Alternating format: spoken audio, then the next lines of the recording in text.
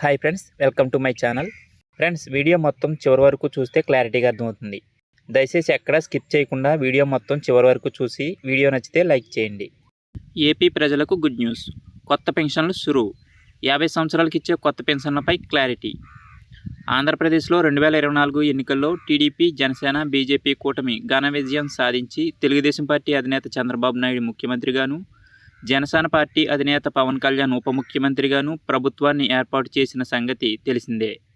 అయితే ఆంధ్రప్రదేశ్ ఎన్నికల నేపథ్యంలో తెలుగుదేశం పార్టీ అధినేత చంద్రబాబు నాయుడు, జనసేన పార్టీ అధ్యక్షుడు పవన్ కళ్యాణ్, బీజేపీ నేతలు కలిసి 2024 ఏప్రిల్ 30వ తేదీన ఉండవల్లిలో విడుదల చేసిన ఎన్నికల మేనిఫెస్టోలో ముఖ్యంగా పింఛన్లు, మహిళల పథకాలపై ఫోకస్ పెట్టిన విషయం తెలిసిందే.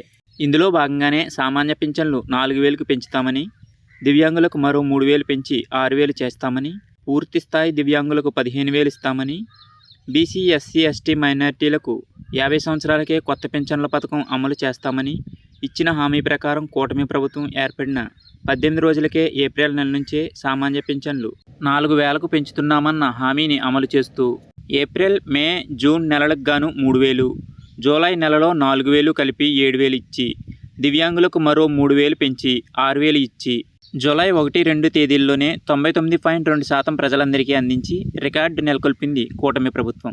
అలాగే బీసీ, ఎస్సీ, ఎస్టీ మైనార్టీలకు 50 సంవత్సరాలకే కొత్త పెన్షన్ ఇస్తామన్న హామీ అమలుపై దృష్టి సారించింది ప్రభుత్వం.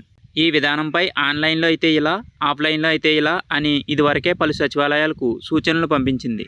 ఆఫ్లైన్లో అయితే తొలుత గవర్నమెంట్ అఫీషియల్ వెబ్సైట్ని విజిట్ చేయండి.